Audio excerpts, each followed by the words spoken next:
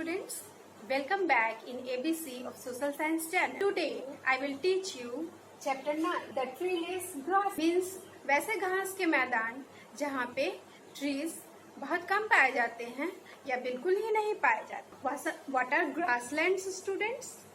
Grasslands are large plains of grass. There are very few trees and bushes. घास के मैदान grasslands बड़े बड़े घास के मैदान होते हैं. वहाँ पे बहुत कम ट्रीज या बुशेज होते हैं या बिल्कुल ही नहीं होते हैं.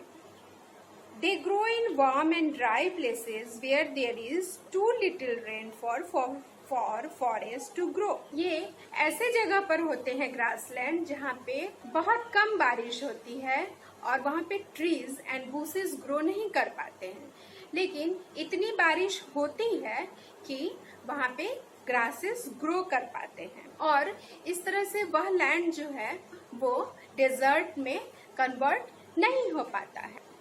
Most of the grasslands are in temperate zone. World के ज्यादातर ग्रासलैंड्स जो हैं वो टेम्परेट जोन में पाए जाते हैं. प्रीवियस चैप्टर में स्टूडेंट्स आपने पढ़ा कि टेम्परेट जोन अर्थ पे दो होते हैं, northern temperate zone and southern temperate. Region between the Tropic of Cancer and Arctic Circle is northern temperate zone and region between the Tropic of Capricorn and Antarctic Circle is southern temperate zone. तो इसी दोनों zone में world के grasslands पाए जाते हैं. In figure 9.1 आप देख सकते हैं कि डिफरेंट कॉन्टिनेंट्स में अलग अलग नामों से ग्रासलैंड्स को जाना जाता है. North America, it is called prairies. In South America, it is pampas. In Australia, downs. In Africa, velds. And in Asia, यह steppes नाम से जाना जाता है. The prairies are a vast stretch of gently sloping temperate grasslands in North America. Prairies जो है वो north America में पाया जाता है और यह बहुत ही विस्तृत घास का मैदान है और थोड़ा सा ये स्लोपिंग है. Prairie is a French word which means grassland. Prairie एक फ्रेंच वर्ड है जिसका मीनिंग ग्रासलैंड घास का मैदान हो. Prairie एक फ्रेंच वर्ड है जिसका मीनिंग ग्रासलैंड हो. Now about the location of prairie. The prairies extend from Canada in the north to Mexico in the south. It covers the whole of central US. Prairies के north में Canada है और south में Mexico है. यह USA का पूरा central हिस्सा प्रेरीज में आता है. Now about the land of prairies. The prairies were once covered with thick tall grasses. बहुत साल पहले प्रेरीज जो था वो लंबे लंबे घास से ढका हुआ. Today these flat and fertile lands are the biggest farming regions of the world. और आज यही लैंड जो है वो वर्ल्ड का सबसे फर्टाइल एरिया है और यहाँ पे क्रॉप्स का बहुत ज्यादा कल्टीवेशन होता है. The Mississippi and Missouri are two big rivers that flow through this region. Mississippi and Missouri दो ऐसे रिवर्स हैं जो प्रेरीज में बहते हैं. Now about the climate of prairies. In the prairies, winters are cold and summers are hot. Prairies में winter ठंडे होते हैं और समर सीजन में गर्मी होती है. Rainfall is moderate. Rainfall वहाँ पे moderate होता है, about 52 to 70 centimeter and occurs mostly in summer season. वहाँ पे रेनफॉल जो होता है वो 52 सेंटीमीटर से लेकर 70 सेंटीमीटर तक का होता है. Now about the vegetation of grassland. A wide variety of plants grow in these grasslands. Prairies में बहुत तरह के plants उगते हैं. Trees are rare in the prairies except along the rivers. लेकिन बड़े बड़े पेड़ यहाँ पे नहीं होते हैं, सिर्फ रिवर के साइड में ही कुछ पेड़ पाए जाते हैं. Grass grows quickly during the spring season and changes to hay in autumn. Spring season में यहाँ पे घास बहुत तेजी से उगते हैं और वह हे में ऑटम सीजन आते आते कन्वर्ट कर जाते हैं. Now about the wild life of prairies. The animals that live here have adapted themselves to the semi-arid climate. Semi arid climate वैसे क्लाइमेट को बोलते हैं जहाँ पे न बहुत ज्यादा ठंड होती है और ना ही बहुत ज्यादा गर्मी होती है। यहाँ पे जो एनिमल्स पाए जाते हैं उन लोगों ने अपने आप को टेम्परेट क्लाइमेट के अनुसार अपने आप को अडेप्ट कर लिया है। They can withstand very hot summers and freezing cold winter. यहाँ पे जो एनिमल्स पाए जाते हैं उसमें bisons, prairie chickens, coyote and prairies dog होते हैं। Now about the economic activities of prairies. Prairies में कौन से इकोनॉमिक एक्टिविटीज होते हैं जिससे कि prairies में मनी अर्न होता है। The prairies are intensively cultivated. Prairies को का कल्टीवेशन किया जाता है। Corn is cultivated in the eastern part and wheat is in the central part. Prairies के ईस्ट पार्ट में मेज का कल्टीवेशन होता है और बीच के भाग में वहां पे व्हीट का कल्टीवेशन होता है। Cattle is reared in the western part. Prairies के वेस्टर्न पार्ट में कैटल को चढ़ने के लिए छोड़ दिया जाता है। Farmers produce enough wheat for the whole country and also for export. Prairies में बहुत ज्यादा व्हीट का कल्टीवेशन होता है और इस व्हीट से लोकल नीड्स फुलफिल होता है। उसके अलावा जो व्हीट बच जाते हैं उनको इंटरनेशनल मार्केट में सेल कर दिया जाता है। That is why the prairies are called the wheat basket of the world. इसलिए प्रेरीज को wheat basket of the world भी कहा जाता है।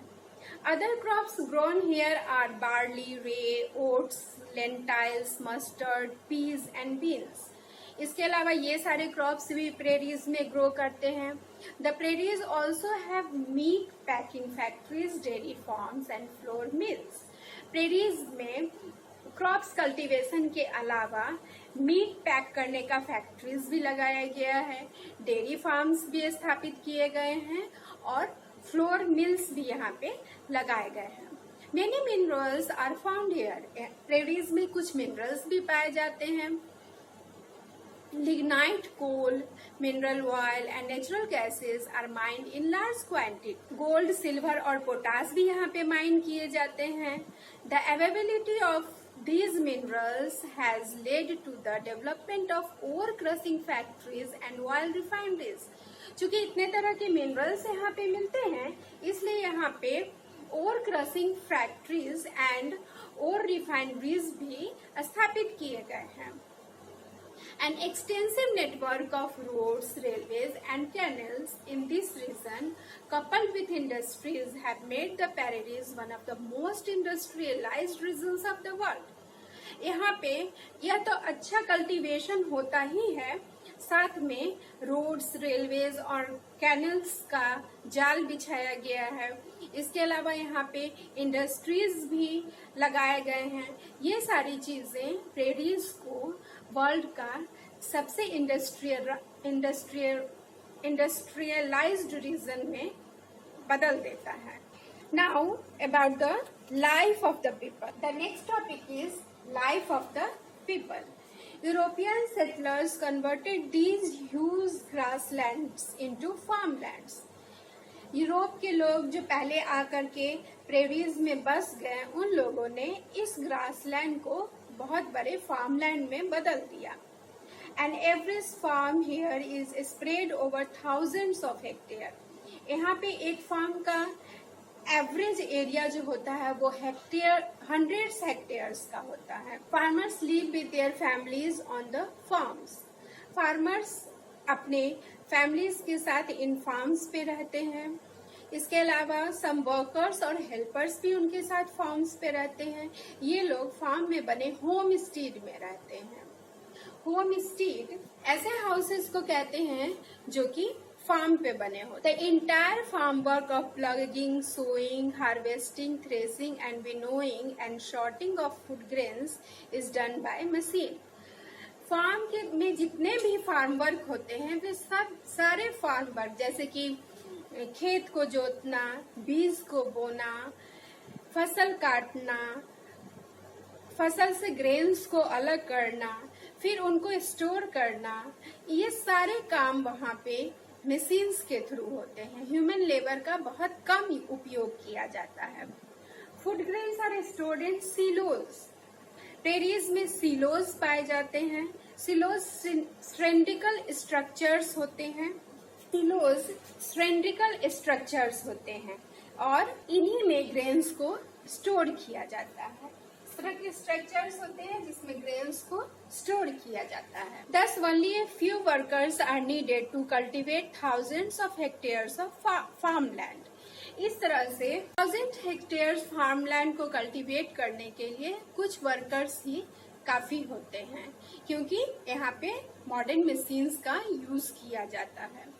The open land towards the west is hilly. मैंने आपको पहले भी बताया है कि जो हिली एरिया है वहाँ पे चारागाह बने हुए हैं, क्योंकि in this region the soil is not much fertile. इस रीजन में जो सॉइल है वो बहुत ज्यादा फर्टाइल नहीं होते हैं।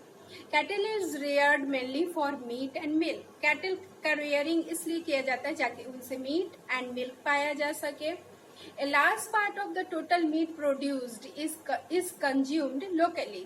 जितना यहाँ पे मीट का प्रोडक्शन होता है वो सारा लोकली ही यूज हो जाता है और जो बच जाते हैं उनको एक्सपोर्ट कर दिए जाते हैं।